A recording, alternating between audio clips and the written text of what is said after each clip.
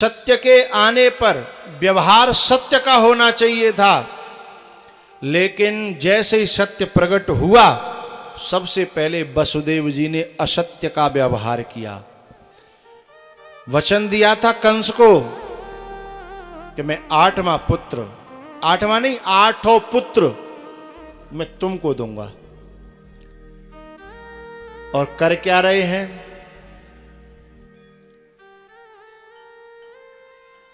चोरी कर रहे हैं ना। और कौन चोरी कर रहा है? सत्य का बाप।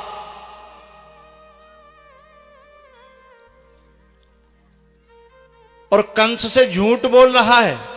जब लौट के आएंगे कहेंगे ये कन्या हुई है। कौन झूठ बोल रहा है? सत्य का बाप। क्यों भाई? सत्य के आने, अच्छा इस असत्य का व्यवहार करने के लिए आज्ञा कौन दे रहा है? स्वयं सत्य। स्वयं भगवान कहते हैं कि मुझे चोरी से आप गोकुल पहुंचा दो।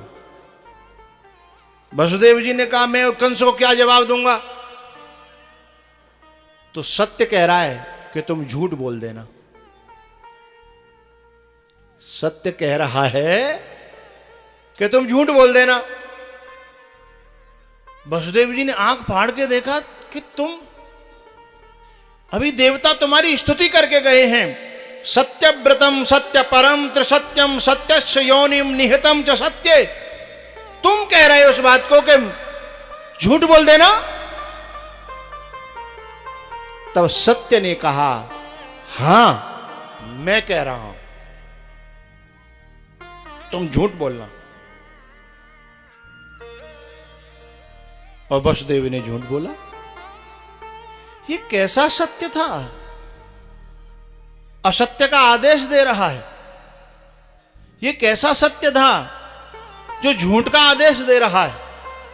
और ये भी कैसा सत्यवादी है जो झूठ बोल रहा है? वसुदेव,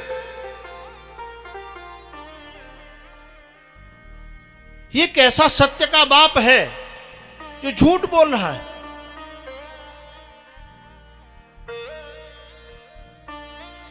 गहनो कर्मणा गति, कर्म की गति बड़ी गहन है। कभी कभी समाज में ऐसे लोग बोलते हैं कि दूसरों को दिनों रात कष्ट देते हैं और कहते हैं भाई हम सत्य के बिना नहीं रह सकते, हम तो सत्य बोलेंगे। और उस सत्य से हजारों की संकट बढ़ रहे हैं, हजारों की परेशानी बढ़ रही है, लेकिन खुद सत्यवादी बने बैठे हैं।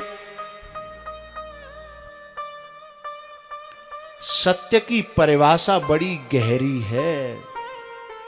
स्वयं वो सत्य, यही सत्य जो कृष्ण है, ये स्वयं धर्मराज, सत्यवादी धर्मराज को ये कहता है झूठ बोल। अश्वत्थामा मारा गया। धर्मराज कहते हैं आप क्या कर रहे हो? ये आप आदेश दे रहे हो जो सत्यव्रतम सत्य परम त्रिसत्यम? आप बोले हां मैं आदेश दे रहा हूं, लेकिन एक बात ध्यान रखना, पूर्ण रूप से मेरे समर्पित होकर के सर्वधर्मान परित्यज्य मामेकं शरणं व्रज अहं त्वा सर्व पापेभ्यो मोक्षयिष्यामि मा शुचा। मेरी शरण ग्रहण करके, सत्य की शरण ग्रहण करके और सत्य को स्थापित करने में यदि कहीं झूठ का प्रयोग करना पड़ता है, सत्य को स्थापित करने के लिए उसका आशय सत्य हो, तो वो झूठ नहीं होगा, वो झूठ ही सत्य से और ज्यादा बढ़ करके हो जाएगा। सत्य की स्थापना करने वाला हो। तुम इस समय इस सत्य को बचाने के लिए झूठ बोल रहे हो। और ये जो झूठ है ना, संसार का लौकिक झूठ, काहे के लिए प्रयोग कर रहे हो? क्योंकि मैं परम सत्य हूं। बात समझ में आ रही है ना? थोड़ी सी कठिन हो रही होगी। समय तो ज्यादा हो गया, पर यह बात अधूरी रह न जाए, इसलिए मैं 2 मिनट और लूंगा। एक तो व्यवहारिक सत्य होता है और एक पारमार्थिक सत्य होता है। जब पारमार्थिक सत्य को ही रक्षा करनी हो तो व्यवहारिक सत्यों को ठोकर मारनी पड़ती है।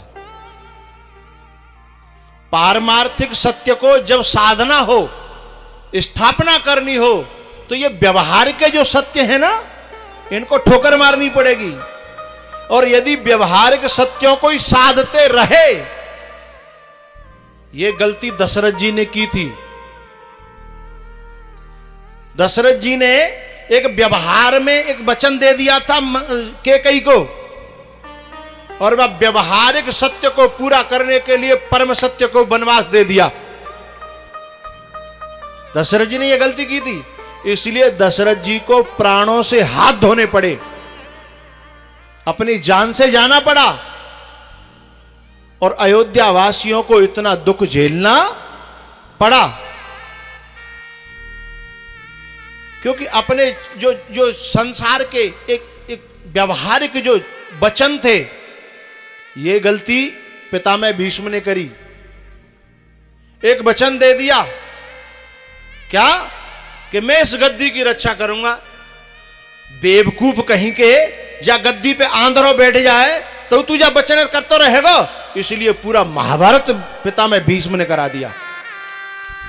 अरे ऐसे व्यवहारिक सत्यों की क्या कीमत है जहां परम सत्य की स्थापना करनी हो, इन सत्यों को ठोकर मारनी पड़ेगी। लेकिन हम लोग,